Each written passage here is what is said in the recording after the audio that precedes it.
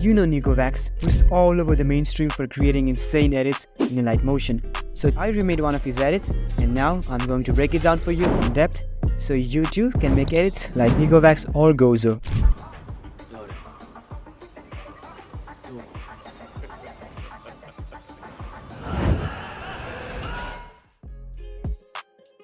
Where is your signature? The text, you may wonder. Well, I'll be uploading a separate tutorial on that, covering all of his text effects and animations. But talking about text, don't you think that it's quite hectic to manually type down all of the words and letters, especially while making edits or short form content?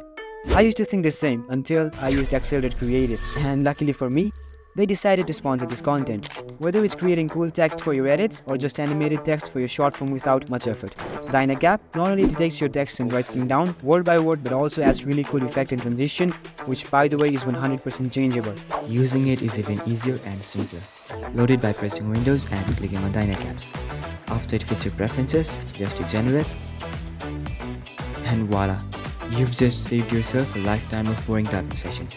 In case there are any mistakes in the generated layer, you can always change it along with some other effects and transform values. This might sound like a deal of $150 or so, but surprisingly, it only starts at $25. Still too much? Try it monthly for only $5. And yes, for all the AI versions starting from 2015. The link is in the description. In my timeline, you can see that I've already managed all of the resources, piled up to nodes above them, which I've not parented yet.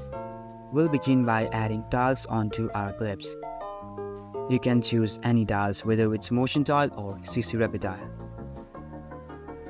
After that, I'm gonna parent the clip with the null layers so that the nulls follow the movement of my clip. Hit S on the keyboard and change the scale to like 35. Again, go forward and change the scale back to 115 or above that, depending on how zoomed in the clip you want. After that, I'm gradually going to increase the distance between the two keyframes. Then I'm gonna highlight them and press F9 on my keyboard to easy ease them. So in case you're wondering my motion blur values, you can pause the screen to copy it. Back to the timeline. Now I'm gonna head to the graph editor, and Mindgraph is set to value graph. Okay, so I'll put the first handle just like this, and for the second handle, I'll keep it unchanged, and even if I am gonna change it, I'll change it very low. It's because I'm doing the intro, and in the intro when the clip comes in, I want it to be very smooth. Okay, so there's actually 3 movements that happen in this clip. So I'm gonna duplicate the null and parent it once again with the null. Now move a little bit forward, and on the second keyframe, decrease the scale value instead of increasing it. Now I'm gonna move the keyframe a little bit away from where it initially was, highlight them, move to the graph editor, choose a speed graph, and now make a little pointer graph just like this. So let's have a little preview. This graph does not really suit the clip, so I'll make it a little loose than it initially was. Now moving on to our final movement for this clip. There seems to be a position movement, so I'm gonna press key to bring up the position, separate the dimensions and place keyframes, just like that. Okay, so now I'm gonna drag this keyframe onto the last, highlight them, hit F9, go to the graph editor, and for this one, I will be making again a smooth graph because, like I said before, I want the transitions to be smooth. Now, as we arrive onto another clip, I'm again gonna open position, separate the dimension, and keyframe the X position. So, just like before, I'm again going to animate it from rightwards to the original position. Gonna go over here with the initial value, highlight both of them, and easy ease them. Now previously we had a speed graph, but this time we're gonna change it to a value graph. And like I said before, in the intro, we'll be using loose graph. It won't be much loose, but it won't be tight either. So one thing I discovered is that if you're gonna make a Nikovax intro, then you need to make 3 nulls. I started with around 2 null layers, but now I gotta make 1 additional null layer for all of the clips and parent it. If I use only the X position for this transition, then it's gonna be very stiff and there will be very less movement, which is gonna make our edit ugly. So I will take the help of scale and animate it to go from like 100 to somewhere between 130 to 150. Then I'm gonna spread out the keyframes so that there's some distance between them. After that, let your OCD act and ease the keyframes.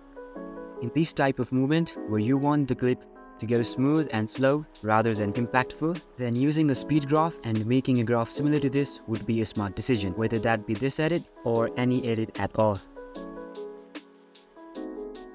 Now, to initiate the pump properly, I'm gonna reverse the zoom by placing keyframes above the null layer and just basically, reducing the value till it reaches its actual scale value. And one thing you need to bear in your mind is that you've got to overlap the keyframes for a smoother movement. Now, for this particular graph as well, you just gotta copy what we did before this movement. The same graph, the same stuff. Okay, so now we're gonna move to the out transition, which is a zoom in. So open up the scale values, place 2 keyframes, the initial one set to 100 and the final one set to 400 or 500. Elongate the distance, ease them, and maybe spread the keyframes out. Move to the graph editor, choose a value graph, and now unlike the other transition, for this one I'm going to make a pretty tight graph so that the transition happens quickly, because if you see, there's some opacity as well.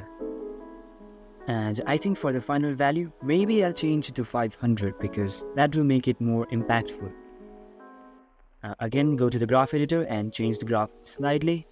Okay, so the clip that happens after this can be made through the same technique that I taught you on the other clips before making this one. So I'm gonna move to another clip that has some slight changes on how it's made. Just like any other clip, start this clip by making 2 keyframes.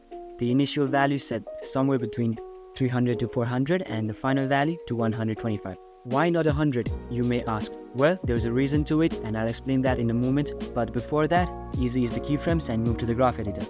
If you've watched my Sanchez tutorial, then you might know that I made a graph similar to this one on that tutorial as well. Now moving on to why I made the final value of the in transition to 135. Well, that's because I'm gonna make another fake zoom, and because I did that, now there won't be dial when I do the fake zoom to reduce it. Okay, so on the middle null layer, animate the scale to go from 100 to like 75. Your graph and mine will not look the same. So what you want to do is just mess with the graph and preview it, and until you achieve the result you want, then just keep playing with the graph. You've got no other options. Okay, so let's end this clip too. Select the null layer and bring up the scale by pressing S. Then hold shift and again press Y to open up the position parameters as well. We're only gonna need the Y values, so separate the dimension and keyframe the Y value. And now animate the scale to go from 100 to maybe 30 or below that. For the Y, you're gonna want it to go upwards, so just subtract the value and keep it like -200. Spread out the keyframes, ease them, and move to the graph editor. And now make a loose graph.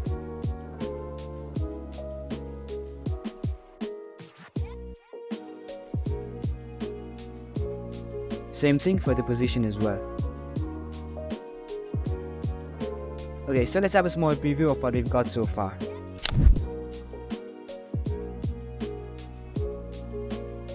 After adding text and effects, we'll definitely have something right here. Okay, so I actually skipped the zoom transition that was gonna happen after this because it's basically the same stuff I did back then. But the out transition here looks kinda intensive, but it's definitely not that hard as you may think it is. So place a keyframe at the beginning and then zoom all the way to his eye. Now spread them keyframes and open up the zipper, graph.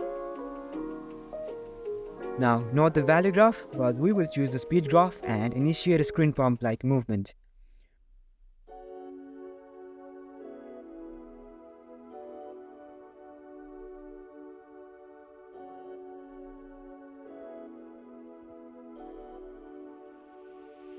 On the above null layer, reverse the fake zoom, now from scale 100 to something like 45.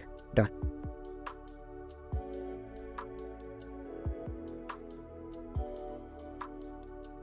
There. And graph it in a smooth and loose manner. One tip I can give you all about graph is that the more you play around, the smoother results you'll achieve. Looks pretty good.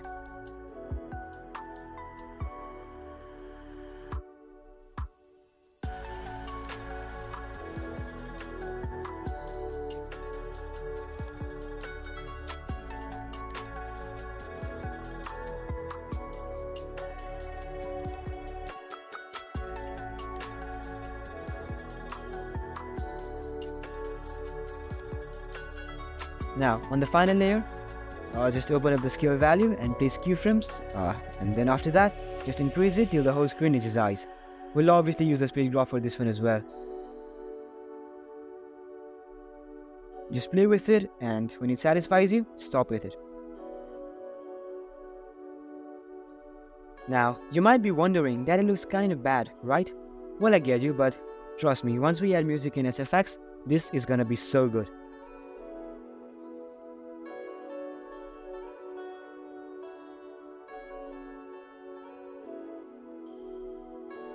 Now, on the top layer, do a normal scale out. It might look ugly right now, but enabling motion blur will smoothen this transition as well.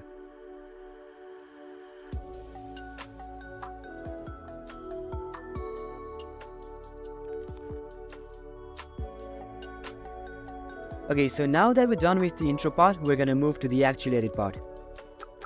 So to start, create two null layers, and on the first one, just animate the scale to go from a 350 to like 100.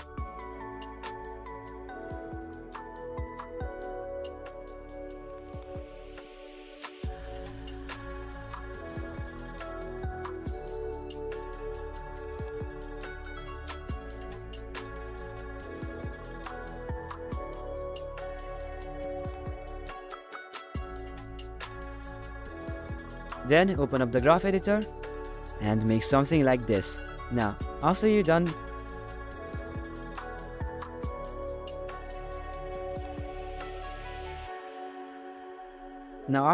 making the graph, hold shift and press R to bring up the rotations as well. But for the rotation, you want to start from 45 and eventually go back down to 0. Highlight them and do the graph.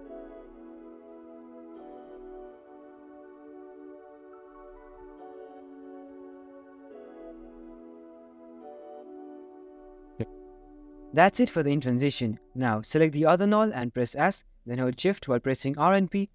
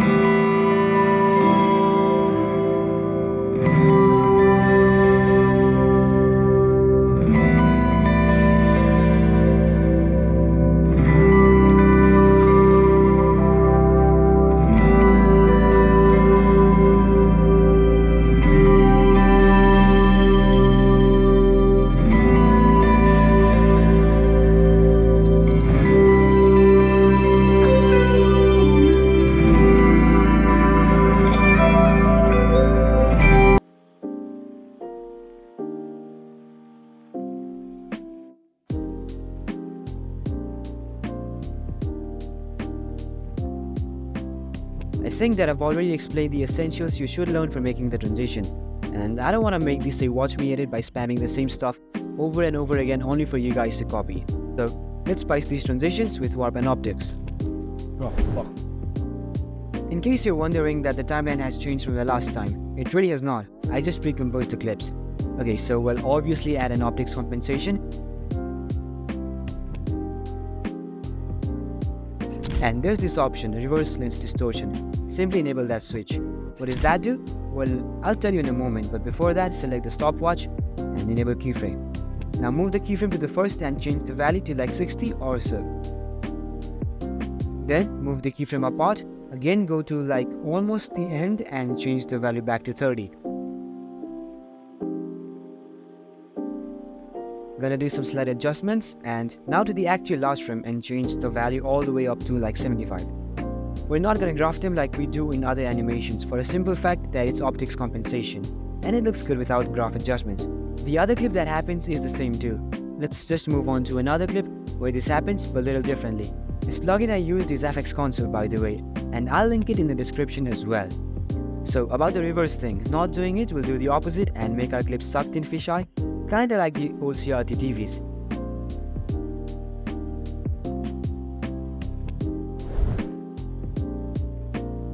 This begins with a high value and reaches 0 around the mid.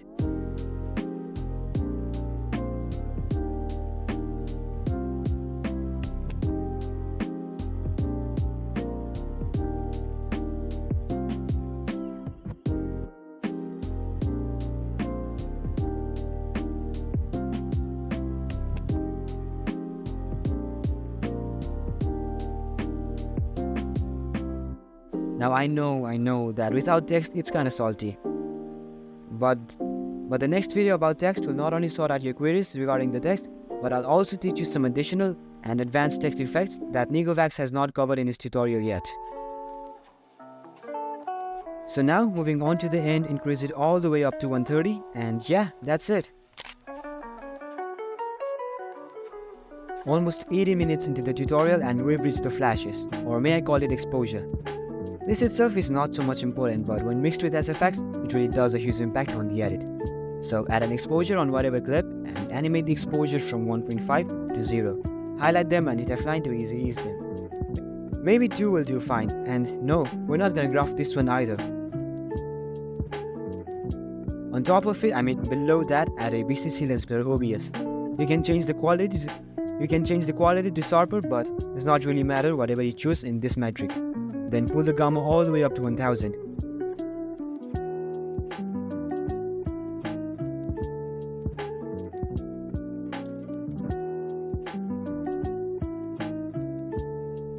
Now for actually controlling its strength, animate the iris curve from defaults to 0. This one though, you gotta graph it a little bit. I think I'll change the initial value to 10 and make it a little light.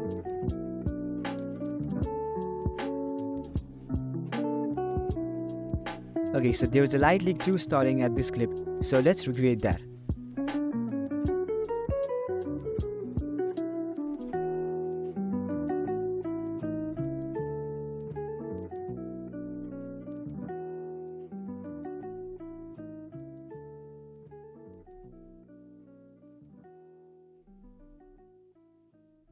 Press Ctrl Alt Y to create a solid layer. I'll change its color to red because the color we choose is the color of the light leak. Ctrl Shift T to apply the cut and trim the layer.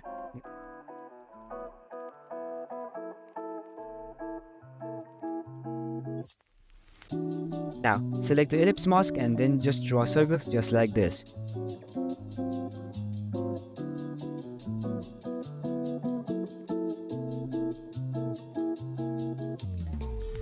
Click on the invert mask option, expand the options of mask, and increase the mask feather excessively.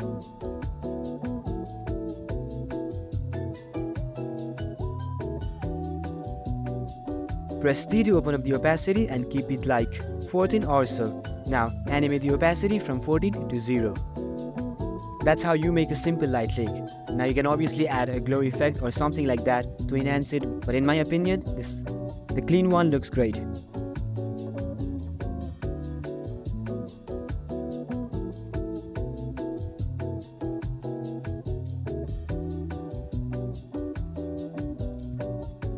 Now you can copy the blur and flash on the other clip as well, but we're gonna change the light licks a bit. First, duplicate the layer and manage the placement. Now, select the solid layer and go to layer panel and then click on the solid settings. Now, change the color to blue.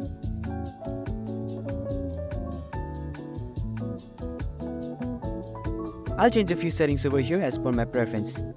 Not gonna lie, it already looks alike so much.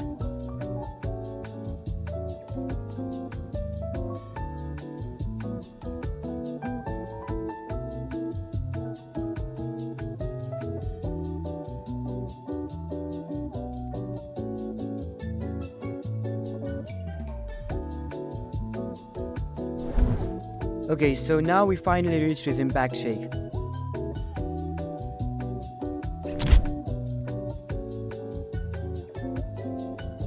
Add a S-dissolve shake and change the dissolve percent to 15. The amplitude also to 15 and the move blur length to 3. If you know that I did the same shake in the Gozo tutorial as well.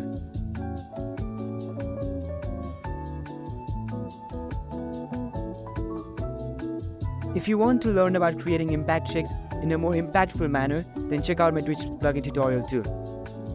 Spread out the keyframes, highlight them and easy ease them.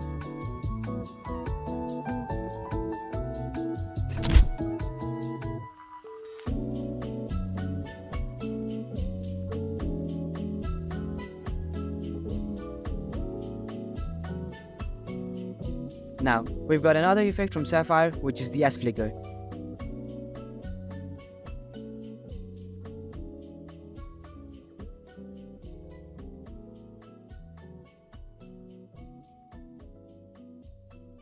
Keyframe the amplitude from 0 to 2.5 or maybe even 3. Yep, looks great.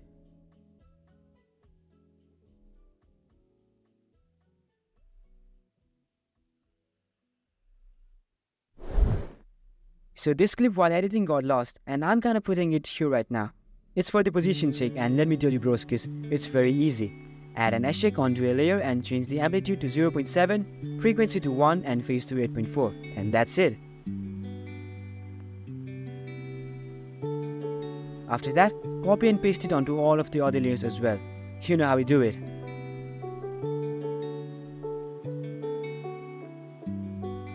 I think I'll pre-compose the segments of layer like nodes into a 1 for a cleaner work and a neat composition.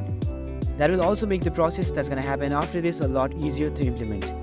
One thing I forgot to add over here is the optics compensation. Yes, for the 420th time. And oh boy is this effect so much used in its style. Well, place a keyframe and begin with 160. Move to the middle part and change it to something around 100.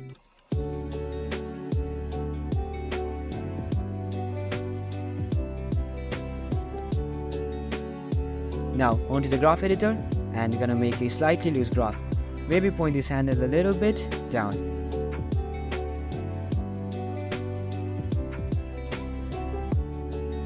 Now on the last frame and increase it excessively up to a 150 again. And for the graph, you know how it's gonna be.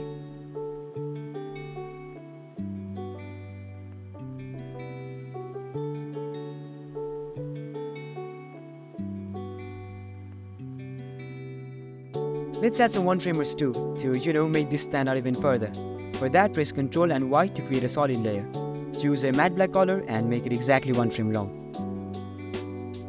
So, to achieve this star, you can use overlay if you've got any, but I think I'll go with the BCC stars. It's my first time messing with this effect too, so I'm just as rookie as you are in this particular situation.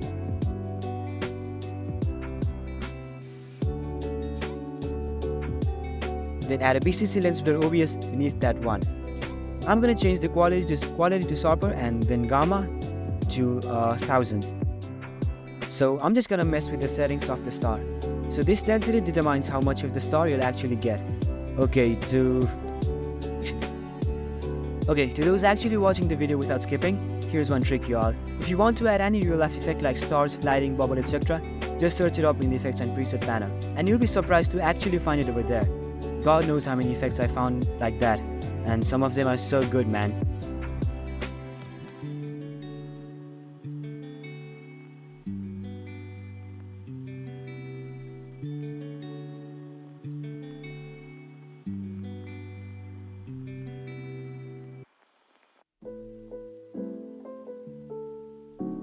So I'm gonna add a wave warp. I know he didn't add it, but I think it does look cool.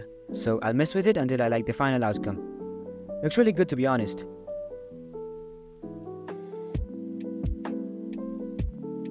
Okay, so let's have a preview of what we've got so far.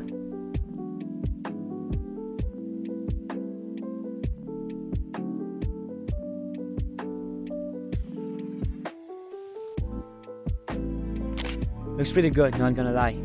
But now that we're done with almost all of the settings for this part, let's just move on to another part which is gonna cover his color correction. I've recomposed the layer once again, and now I'm gonna create an adjustment layer by pressing Ctrl Alt and Y. I'll also add a magic bullet looks onto it, and yes, you do need plugins for this one. Then add the saturation followed by geometry color and top it off with the curves. These are the settings we'll mess with to create a color grade.